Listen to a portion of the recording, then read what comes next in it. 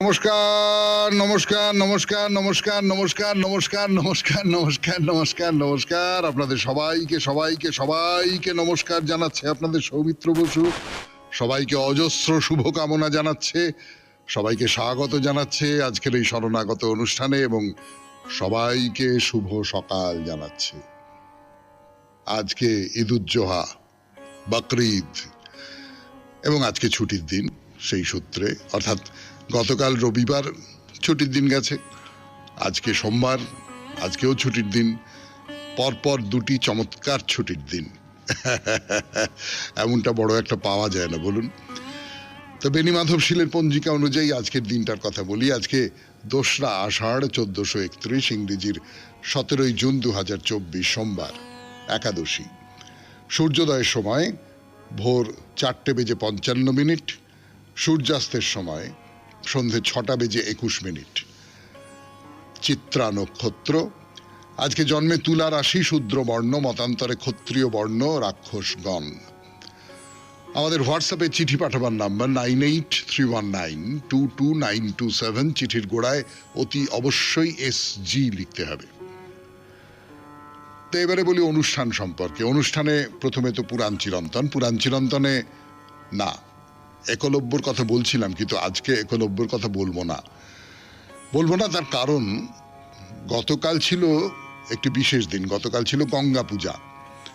কিন্তু গতকাল তো রবিবারে যে শরণাগত, সেই শরণাগত চৈতন্যদেবের শরণাগত, তার একটা নির্দিষ্ট ধাঁচা আছে, তার মধ্যে পুরাণ চিরন্তন ঢুকতে পারবে না।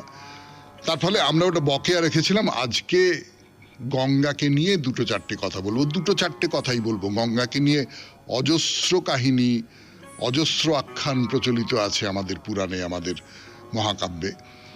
তার প্রায় কিছু বলা হবে না। গঙ্গাকে নিয়ে সামান্য 1-2 কথা বলে আমরা গঙ্গার পুজো করব। গঙ্গা জলে না হোক, গঙ্গার কথায় গঙ্গা পুজো করব।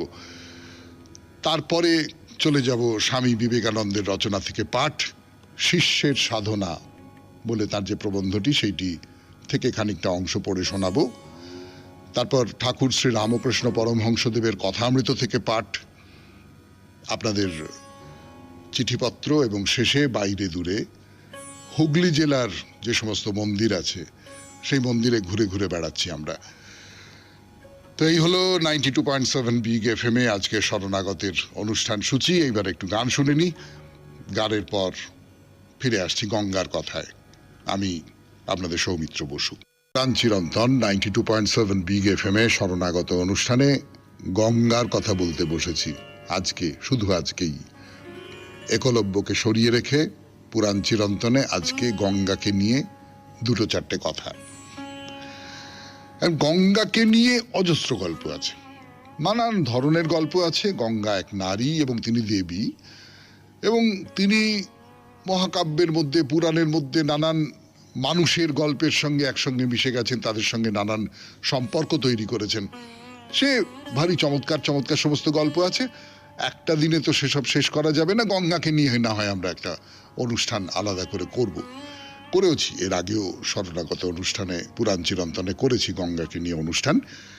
তো আসলে আমাদের এই দেশটা তো যাকে নদীমাতৃক বলে, নদীর ওপর নির্ভর করে থাকা দেশ। নদী যেন মায়ের মতন গোটা দেশটাকে একেবারে ছেয়ে রেখেছে, একেবারে আঁচলের মধ্যে রেখে দিয়েছে। আমাদের দেশের এই যে কৃষি প্রধান যে দেশ, এই সভ্যতাটা যে সমস্ত নদীগুলোকে, প্রধানত যে সমস্ত নদীগুলোকে কেন্দ্র করে গড়ে উঠেছে, তাদের মধ্যে প্রধানতম বোধহয় গঙ্গা।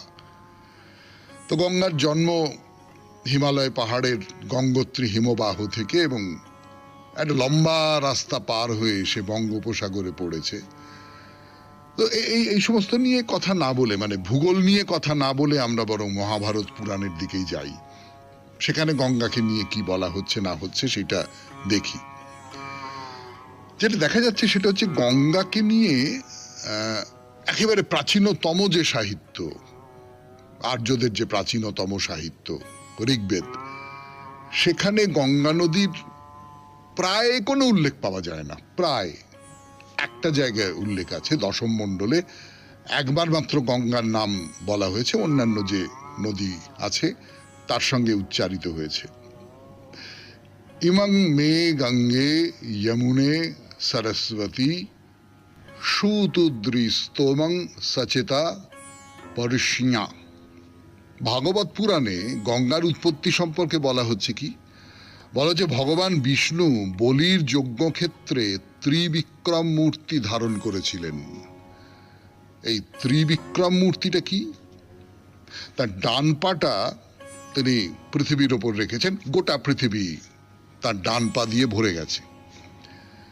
এবারে বাঁ পাটা ওপরের দিকে তোলেন, তখন তার আঙুলের যে নখ, সেই নখের আঘাতে ব্রহ্মাণ্ড ভেঙে গিয়েছিল, বিদীর্ণ হয়েছিল। ফলে ব্রহ্মাণ্ডের বাইরের যে জলধারা সেটা ভেতরে প্রবেশ করতে শুরু করলো। এই জলধারাই হচ্ছে গঙ্গা। শ্রীহরি বিষ্ণুর পাদপদ্ম থেকে গঙ্গার উদ্ভব, এবং কথিত আছে তিনি নিজের জলধারায় শ্রীহরির পাদপদ্ম ধুয়ে দেন। এই কারণেই তিনি ভগবত পদী নামে পরিচিতা, মানে ভগবানের পা যিনি ধুইয়ে দেন তিনি হচ্ছেন গঙ্গা, বা গঙ্গা ভগবানের পা ধুইয়ে দিয়েছিলেন। তারপরে কি হলো? তারপরে গঙ্গা হাজার যুগ ধরে, সুদীর্ঘ কাল ধরে, যেখান থেকে তার উৎপত্তি সেখান থেকে বেরিয়ে স্বর্গলোকে গিয়ে পৌঁছলেন।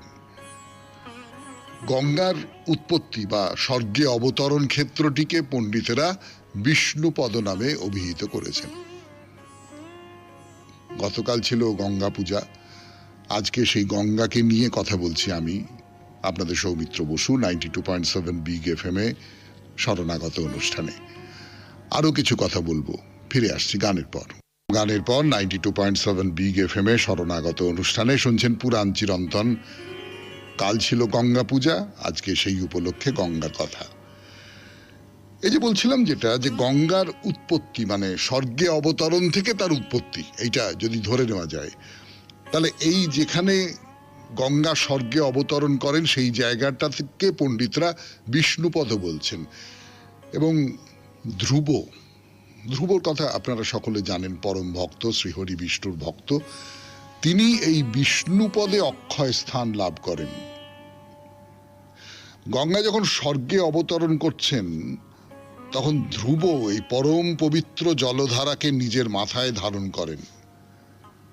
তারপরে সপ্তর্ষিরা তপস্যার পরম সিদ্ধির স্বরূপ এই জলধারাকে জটায় ধারণ করেন।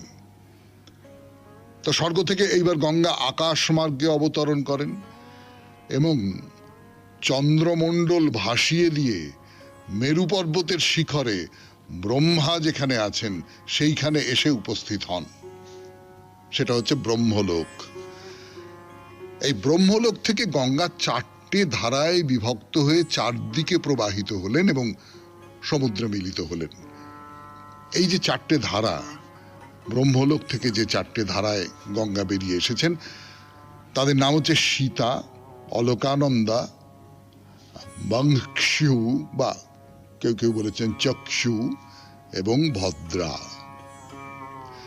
এই যে সীতা বলে যে ধারাটি, সেই ধারাটি ব্রহ্মলোক থেকে বেরিয়েছে, কেশর পর্বতের আদি শৃঙ্গগুলো অতিক্রম করে গন্ধমাদন পর্বতে এসে পড়ছে এবং সেখান থেকে ভদ্রাস্য বর্ষের মাঝখান দিয়ে পূর্ব দিকে লবণ সমুদ্রে প্রবেশ করছে।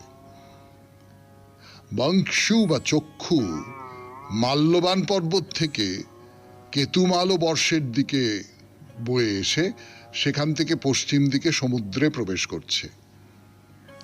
ভদ্রা সুমেরু পর্বতের অগ্রভাগ থেকে উত্তরে প্রবাহিত হয়ে একটা পাহাড়ের ওপর থেকে আর এক পাহাড়ে প্রবাহিত হয়ে হয়ে হয়ে হয়ে পশ্চাৎ শৃঙ্গমান পর্বত থেকে নিচে অবতরণ করে উত্তর কুরুবর্ষের কাছ দিয়ে উত্তর দিকে লবণ সমুদ্রে প্রবেশ করছে। আর অলকানন্দা ব্রহ্মলোক মানে সুমেরু পর্বত, সেইখান থেকে দক্ষিণ দিকে প্রবাহিত হয়ে অনেক সব পাহাড় পার হয়ে হেমকূট আর হিমকূটের মধ্যে দিয়ে ভারতবর্ষে প্রবেশ করে দক্ষিণ দিকে লবণ সমুদ্রে এসে পড়ছে। এই হলো গঙ্গার কথা, শোনালাম আপনাদের 92.7 বিগ FM এ শরণাগত অনুষ্ঠানে। এরপর স্বামী বিবেকানন্দের রচনা থেকে পাঠ পাঠ করবার জন্য আমি প্রস্তুত। শিষ্যের সাধনা। সাধনা 92.7 বিগ এফএম এ শরণাগত অনুষ্ঠানে এখন স্বামী বিবেকানন্দের রচনা থেকে পাঠ করে শোনাচ্ছি আমি। যে প্রবন্ধটি পড়ছিলাম কদিন ধরে তার পরের অংশ, শিষ্যের সাধনা। তারপর মনকে শান্ত করিতে হইবে। মন চঞ্চল হইয়া ছুটিয়া বেড়ায়। যে মুহূর্তে আমি ধ্যান করিতে বসি তৎক্ষণাৎ জগতের ঘৃণ্যতম বিষয়গুলি মনে আসিয়া উপস্থিত হয়। সমগ্র ব্যাপারটি অত্যন্ত বিরক্তিকর। আমি যেন মনের দাস। মন যতক্ষণ চঞ্চল এবং আয়ত্তের বাহিরে ততক্ষণ কোনরূপ আধ্যাত্মিক জ্ঞান সম্ভব নয়। শিষ্যকে মনঃসংযম শিক্ষা করিতে হইবে। অবশ্য মনের কার্যই চিন্তা করা, কিন্তু শিষ্যের অনভিপ্রেত হইলে মন নিশ্চয় চিন্তা করিবে না। যখনই সে আদেশ করিবে তখনই মনকে চিন্তা বন্ধ করিতে হইবে।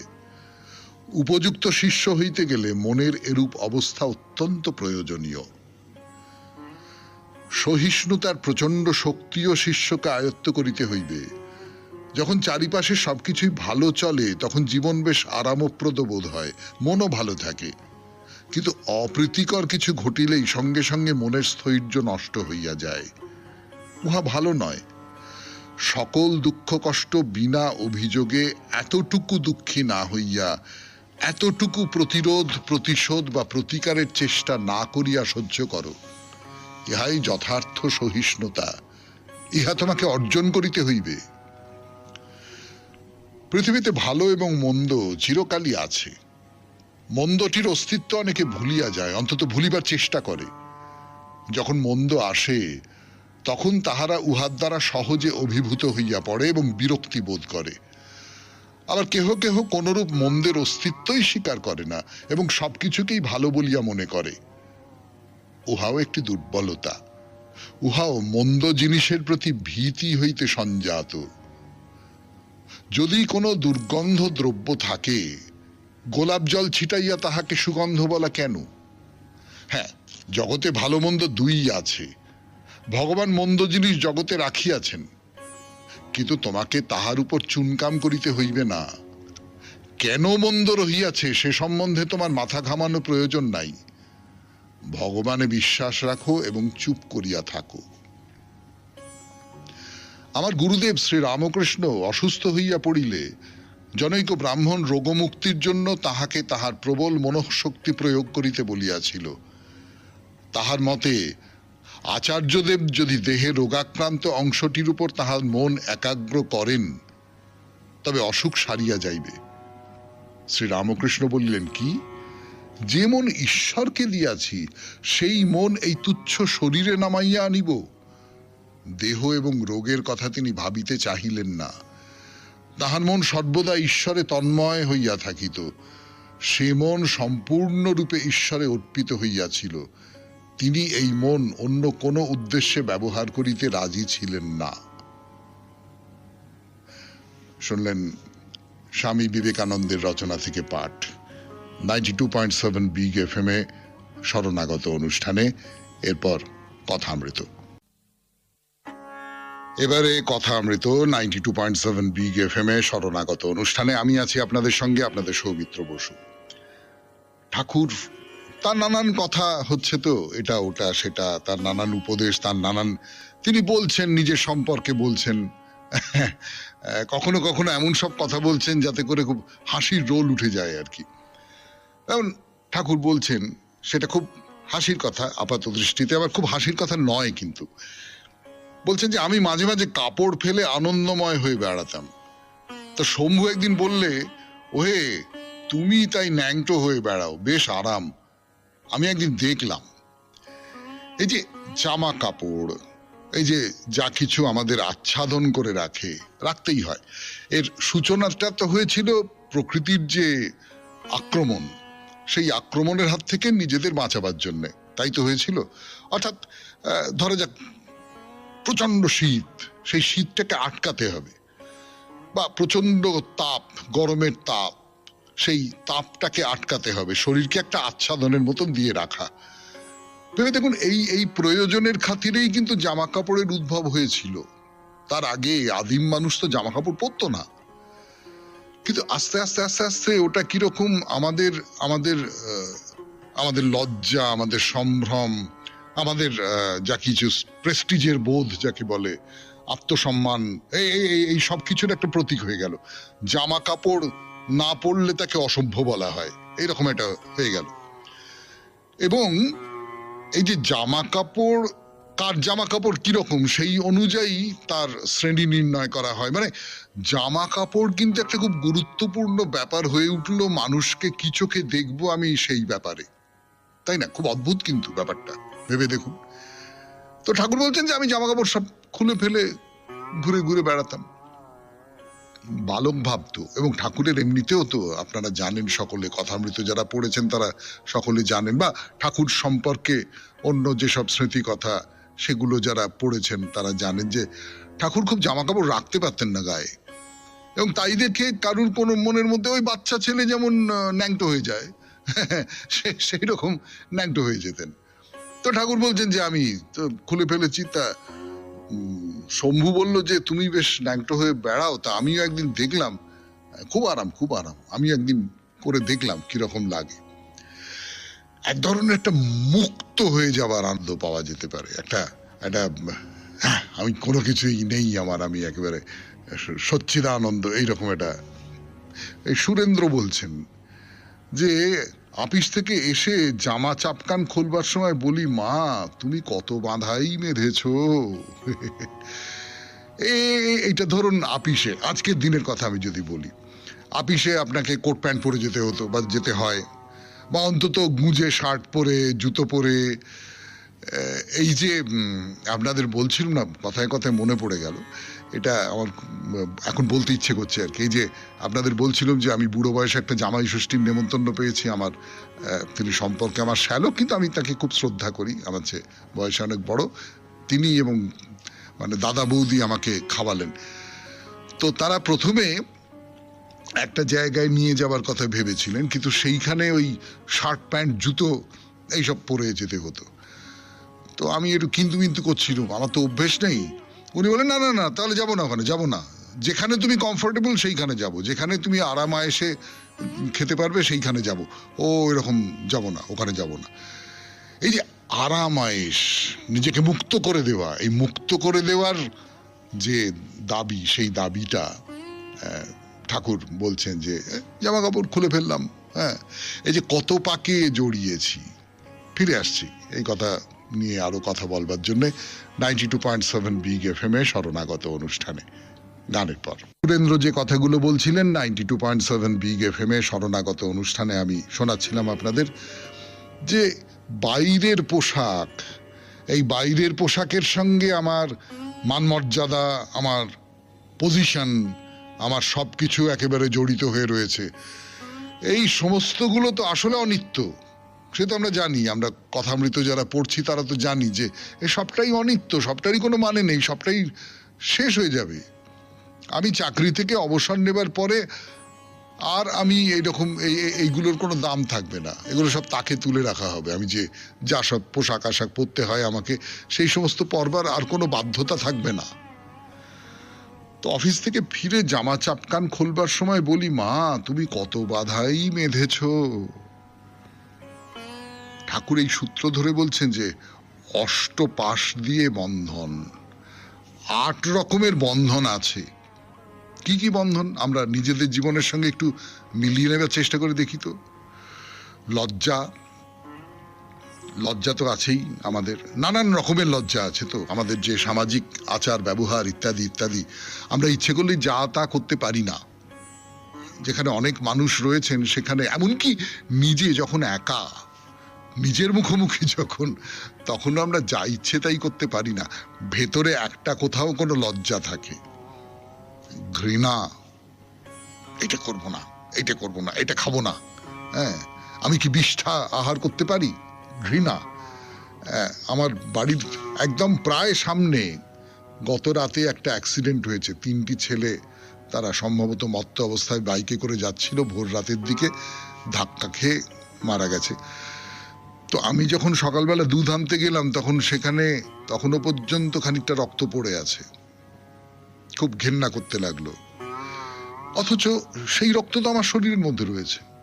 খুব আশ্চর্য কিন্তু ভেবে দেখতে গেলে। যাই হোক, ভয় ভয় তো একটা বড় পাশ বটেই।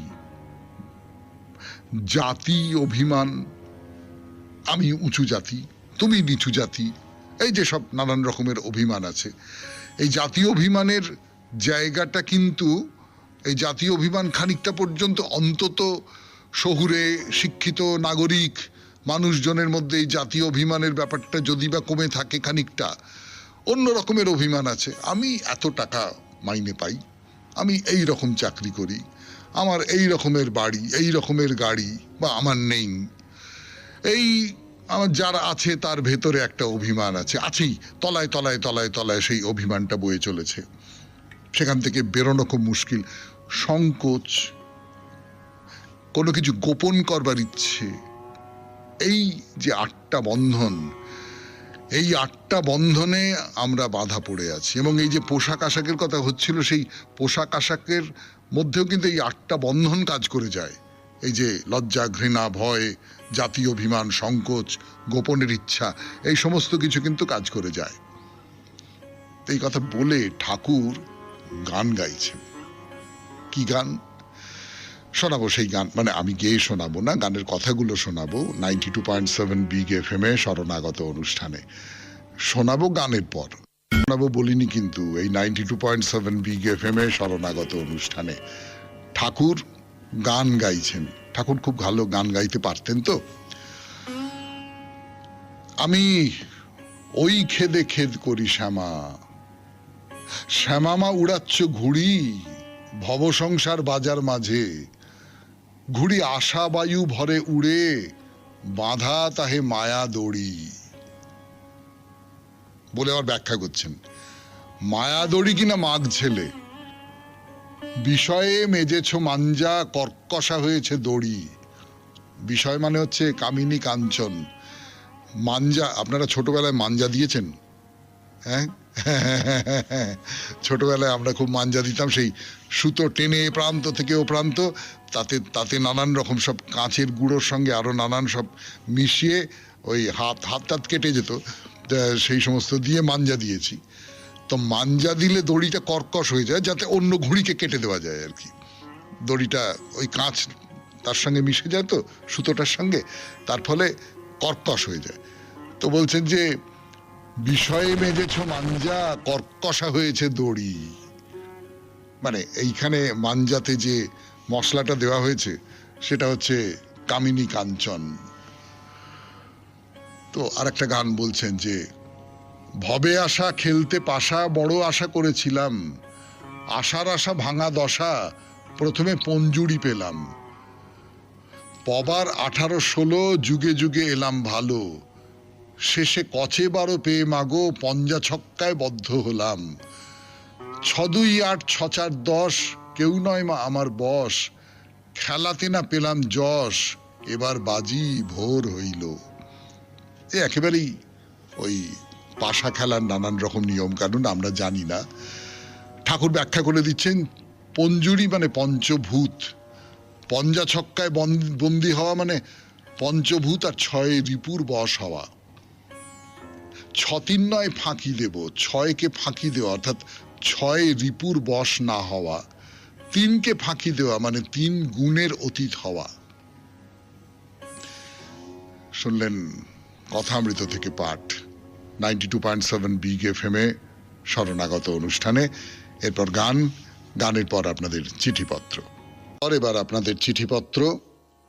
আজকের চিঠিটি লিখেছেন মুকুল কুমার বর্মন, ঘোষপাড়া, মল্লিকপুর থেকে। মুকুলবাবুর চিঠি পড়ে শোনাবো আপনাদের 92.7 বিগ FM এ শরণাগত অনুষ্ঠানে। সুপ্রভাত। প্রথমে এবারের বিষয়টা বেশ কঠিন লাগলো, তবে আপনার ইঙ্গিত পেয়ে আমার অভিজ্ঞতা নিয়ে লিখতে বসলাম। এক ট্রাভেল এজেন্সির সঙ্গে রাজস্থান বেড়াতে গিয়ে খুব আতান্তরে পড়েছিলাম, তবে ঈশ্বরের কৃপায় সত্তর বিপদ কেটেও গিয়েছিল। 2017 সালের 23শে ডিসেম্বর থেকে 7ই জানুয়ারি 2018 যাতায়াত নিয়ে মোট 15 দিনের ভ্রমণ। বারুইপুরের এক ভ্রমণ সংস্থার সঙ্গে রাজস্থান বেড়াতে গিয়েছিলাম। দলে ছিলাম 15-16 জন। আমার বিশেষ পরিচিত রাইটার্সের একজন ডেপুটি সেক্রেটারির পরিবারও ছিল। প্রায় একসঙ্গে অফিস যেতাম। তাকে দেখে আমি আশ্বস্ত হয়েছিলাম যে যাক, টিমে একজন চেনাশোনা পরিবার আছে, ভালোই হলো। তাকে জিজ্ঞাসা করতে বলল, খুব ভালো সংস্থা, আমাদের পাড়াতেই তো মালিকের বাড়ি, একরকম বন্ধু হয় আমার। বললাম, পুরো টাকাটাই তো অগ্রিম দিতে হচ্ছে, নাম করা কোনো সংস্থা তো নয়, শুধু স্থানীয় বলে বুক করলাম। যাক, নির্দিষ্ট দিনে রওনা দিলাম। ভ্রমণ সূচিতে ছিল আজমির, মাউন্ট আবু, যোধপুর, বিকানির, জয়সালমীর ও জয়পুরের দ্রষ্টব্য স্থানগুলো। আমাদের টিম ম্যানেজার ছিল টুটুল সেনগুপ্ত নামে এক ভদ্রলোক। প্রথম দুদিন আজমিরে সাবিত্রী পাহাড়, পুষ্কর, ব্রহ্মা মন্দির, আজমির শরীফ মাজার ভ্রমণ হলো। পরদিন মাউন্ট আবুর উদ্দেশ্যে রওনা দিলাম। দারুণ প্রাকৃতিক দৃশ্য আর তেমন ঠান্ডা। এখানে দুদিন বেশ আনন্দেই কাটলো। ছন্দপতন ঘটলো তার পরদিন বিকেলে। ওই দিন সকালে টুটুলবাবু আমাদেরকে নিয়ে গেলেন দিলওয়ারা টেম্পল। কি তার কারুকার্য, চোখ ফেরানো যায় না। টুটুলবাবু বললেন, অমুক জায়গায় গাড়ি থাকবে, বেলা 2:30 নাগাদ সবাই বাসে আসবেন, আপনাদের ওখান থেকে হোটেলে ফিরিয়ে নিয়ে যাওয়া হবে। সবাই ঠিক সময় ফিরে দেখি বাস আছে, কিন্তু টুটুলবাবু হাওয়া, তার পাত্তা নেই। ড্রাইভার, কুক কাউকেই না বলে আমাদের রেখে সে পালিয়েছে। ফোনের সুইচ অফ। কি বিপদ! বাস আছে, কুক আছে, কিন্তু ম্যানেজার নেই।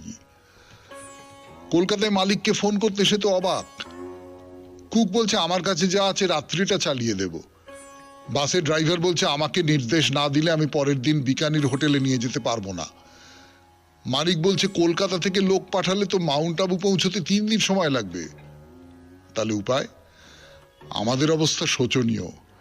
মালিকের সঙ্গে যোগাযোগ করার, ভগবানের কাছে প্রার্থনা করা ছাড়া আর কি বা করবার আছে? সবাই হোটেলে আমার ঘরে এসে আলোচনা করছে কি করা যায়। বললাম, অর্ধেকের বেশি ট্যুর বাকি আছে, মালিককেই এর ব্যবস্থা করতে হবে। বারবার মালিককে ফোন করে জানা গেল তিনি খুব তাড়াতাড়ি একটা ব্যবস্থা করছেন, জয়পুরের এক পরিচিত বন্ধুর মাধ্যমে।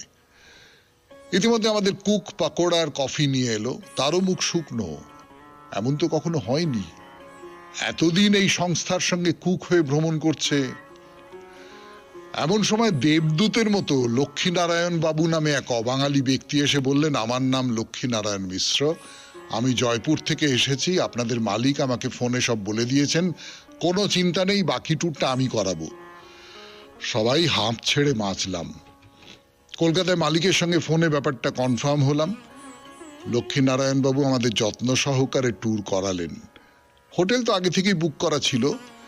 বারুইপুর থেকে আরেকজন ম্যানেজার পাঠানো হয়েছিল, তার সঙ্গে আমাদের দলের সাক্ষাৎ হলো জয়সালমীরে সোনার কেল্লা যাওয়ার পথে। তিনি লক্ষ্মীবাবুকে রেহাই দিয়ে আমাদের বাকি ট্যুরটা করিয়ে জয়পুর হয়ে কলকাতায় ফিরিয়ে নিয়ে এলেন। এইভাবে বিপদে যিনি ফেললেন, তিনিই আবার বিপদ থেকে উদ্ধার করলেন। তাই তো তিনি বিপদ ভঞ্জন। শুধু কিছুক্ষণের জন্য উদ্বেগ আর অস্থিরতা। শুভেচ্ছান্তে ও নমস্কারান্তে মুকুল কুমার বর্মন, ঘোষপাড়া, মল্লিকপুর। বাপ রে বাপ, আপনার এই চিঠি পড়ে তো বুকের মধ্যে ধুকধুক ধুকধুক করছে। বিদেশ বিভূমি জায়গায় যদি এমনটা হয়, না কোনো কারণে এই লোকটি আপনাদের বিপদে ফেলবার জন্যই বা তার মালিককে বিপদে ফেলবার জন্যই কায়দা করেছিল। কিন্তু এজেন্সিকে খুব ভালো বলতে হবে, মালিক তক্ষুনি বুদ্ধি খাটিয়ে স্থানীয় একজন লোককে দিয়ে ব্যাপারটাকে সামলে তারপর লোক পাঠিয়ে এইসব করেছেন। কাজেই আমি অন্তত এই ট্রাভেল এজেন্সিকে ধন্যবাদই দেব। তাহলে শেষ করলাম আপনাদের চিঠিপত্র। এরপর বাইরে দূরে 92.7 বিগ এফএম-এ শরণাগত অনুষ্ঠানে। 92.7 বিগ এফএম-এ শুনছেন শরণাগত, জীবনের সহজ পাঠ। সিঙ্গুরের ডাকাতকালী মন্দির নিয়ে নানা কথা শোনাচ্ছিলাম আপনাদের। সেসব কথা এখনো শেষ হয়নি, একটু বাকি আছে। বলেছিলাম এই মন্দিরের একটি অদ্ভুত নিয়মের কথা। কালী পুজোর দিন এই মন্দিরের ঘাটের জল পাল্টানো হয়, কিন্তু জল নিয়ে আসতে হবে শূদ্রদের, এটাই নিয়ম। এবং সেই সময়ে কোনো মহিলা মন্দিরের ভেতরে প্রবেশ করতে পারবেন না। খুব কঠোর এই নিয়ম। তো খুব নিষ্ঠা ভরে আজও পুজো হয়ে চলেছে ডাকাত কালীর। খুবই জাগ্রত এই দেবী, এমনটাই বহু মানুষ বিশ্বাস করেন। এই হলো সিঙ্গুরের ডাকাত কালী মন্দিরের কথা। দেখা হলো এই মন্দির, তাহলে আবার খোঁজ লাগানো যাক আর কোন মন্দিরে যাওয়া যায়। তো একটাই শর্ত, মন্দিরটি হুগলি জেলার মধ্যে হতে হবে। সিঙ্গুর থেকে এইবার আমরা গিয়ে পৌঁছচ্ছি কোন্নগরে। আচ্ছা, কতক্ষণ লাগবে যেতে? না, ট্রেনে নয়, আমরা যদি গাড়ি করে যাই, মানে যদি বলি সিঙ্গুর থেকে কোন্নগরের দূরত্ব কত, না ওরকম চট করে জবাব দেওয়া মুশকিল, তবে মোটামুটি বলা যেতে পারে এই 23-24 কিলোমিটারের মতো। তার মানে খুবই কাছে। এখানে একটি কালী মন্দির আছে, খুব বিখ্যাত কালী মন্দির। নামটাও খুব অদ্ভুত, খুব অন্যরকম, মানে একবার শুনলেই মনে থেকে যায়। শকুন্তলা কালীমাতার মন্দির। শকুন্তলা কালীমাতার মন্দির, এমন একটা অদ্ভুত নাম কেন? না মানে শকুন্তলার সঙ্গে কালী মন্দিরের কি সম্পর্ক? শকুন্তলা তো পুরাণের কাহিনী, সেটা আমরা জানি সবাই। না, একটা সম্পর্ক আছে, আর সে কথা নিশ্চয়ই শোনাবো আপনাদের সবাইকে। এই যে মন্দিরের কিন্তু বয়স হয়েছে, বয়স মোটামুটি ভাবে ধরুন 135 পেরিয়ে গেছে। প্রতি বছর বাংলার বৈশাখ মাসের কৃষ্ণপক্ষের দ্বিতীয় অথবা তৃতীয় শনিবার এই দেবীর পুজো করা হয়ে থাকে। খুব বড় করে পুজো হয়, প্রচুর ভক্ত আসেন এই পুজো দেখতে। এই যে শকুন্তলা কালীমাতার মন্দির, এই মন্দির দেখব আমরা, এই মন্দির নিয়ে কথা বলবো 92.7 বিগ এফএম এ শরণাগত অনুষ্ঠানে। আরো কিছু কথা বলবো গানের পর। একটা গল্প বলি আপনাদের 92.7 বিগ এফএম এ শরণাগত অনুষ্ঠানে। শুনছেন বাইরে দূরে কোন্নগরে আছি আমরা এখন, শকুন্তলা কালী মন্দিরের কথা। এই শকুন্তলা মাতার মন্দির তৈরির গল্পই বলবো, এবং সেই গল্পের সূত্রেই জানতে পারবেন কেন এই দেবীর নাম শকুন্তলা কালী হলো। সে আজ থেকে 100 বছরেরও বেশি আগেকার কথা। 100 বছর কেন বলছি, প্রায় 150 বছর আগেকার কথা। মানে আগেই তো বলেছি যে এই মন্দিরের বয়স প্রায় 135-40 হতে চলল, তার আগেকার ঘটনা। এখন আমরা যাকে কোন্নগর বলি, আগে তার নাম ছিল কোনেরনগর। এই কোনেরনগরে থাকতেন একজন ব্রাহ্মণ, তার নাম ইন্দ্রনাথ চক্রবর্তী। খুব নিষ্ঠাবান ব্রাহ্মণ, ওই পূজা আচ্চা নিয়েই থাকেন। তাই একদিন পুজো করে বাড়ি ফিরছেন, রাত হয়ে গেছে। হঠাৎ দেখতে পেলেন তার আগে আগে কে যেন একটা মেয়ে সাদা কাপড় পরে হেঁটে যাচ্ছে, খোলা চুলে হেঁটে যাচ্ছে, এক নারী। তো এত রাত্রে রাস্তা দিয়ে একা একটা মেয়ে চলেছে, কি ব্যাপার? ইন্দ্রনাথ চক্রবর্তী আজকালকার মানুষ হলে হয়তো গা করতেন না, কিন্তু তখনকার দিনের একজন ধর্মপ্রাণ মানুষ, তার ধর্মবুদ্ধি প্রবল। তিনি মেয়েটাকে বারবার ডাকছেন, এই শোনো শোনো, কে মা তুমি? আরে এত রাতে একা একা কোথায় চলেছো? দাঁড়াও দাঁড়াও দাঁড়াও দাঁড়াও বলছি। সে কোনো সাড়া শব্দ দেয় না, মুখ ঘুরিয়ে তাকায় না পর্যন্ত। ধরবার জন্য হন হন হন হন করে হাঁটছেন, কিন্তু আশ্চর্য, কিছুতেই দূরত্ব কমাতে পারছেন না। এমনি করতে করতে এই নারী হঠাৎ মিলিয়ে গেল, এবং এতক্ষণ তো ইন্দ্রনাথের খেয়াল ছিল না, তিনি পিছু পিছু ছুটছিলেন। মেয়েটি যখন মিলিয়ে গেল তখন তিনি সম্বিত ফিরে পেলেন। এ কি, এটা একটা ভাগাড়! কি কুৎসিত পরিবেশ! দুর্গন্ধে পেটের নাড়ি উল্টে আসছে। এ কোথায় এসে পড়লেন তিনি? এইখানে যদি আজকে শরণাগত শেষ করি তাহলে বেশ হয় না? পরের দিনে আপনাকে তো ঠিক সময়ে রেডিও খুলতেই হবে শোনবার জন্যে এর পরে কি হলো। তাহলে আজকে শরণাগত এই পর্যন্তই থাক। আমাদের হোয়াটসঅ্যাপে চিঠি পাঠাবার নাম্বার 9831922927। চিঠির গোড়ায় অতি অবশ্যই SG লিখতে হবে। কবিতা দিয়ে শেষ করব না, রবীন্দ্রনাথের কবিতা। শ্লথ প্রাণ দুর্বলের স্পর্ধা আমি কভু সহিব না, লোলুপ সে লালায়িত প্রেমের এসে করে বিড়ম্বনা, ক্লেদ ঘন চাটু বাক্যে। বাষ্পে বিজড়িত দৃষ্টি তার কলুষকুণ্ঠিত অঙ্গে লিপ্ত করে গ্লানি লালসার। আবেশে মন্থর কণ্ঠে গদগদ সে প্রার্থনা জানায়, আলোক বঞ্চিত তার অন্তরের কানায় কানায় দুষ্ট ফেন উঠে বুদবুদিয়া। ফেটে যায়, দেয় খুলি রুদ্ধ বিষ বায়ু। গলিত মাংসের যেন কৃমিগুলি কল্পনা বিকার তার শিথিল চিন্তার তলে তলে আকুলিতে থাকে কিলিবিলি। যেন প্রাণপণ বলে মন তারে করে কষাঘাত। জীর্ণ মজ্জা কাপুরুষে নারী যদি গ্রাহ্য করে, লজ্জিত দেবতা তারে দুষে অসহ্য সে অপমানে। নারী সে যে মহেন্দ্রের দান, এসেছে ধরিত্রী তলে পুরুষেরে সঁপিতে সম্মান। খুব ভালো থাকবেন, আনন্দে থাকবেন। নমস্কার নমস্কার নমস্কার।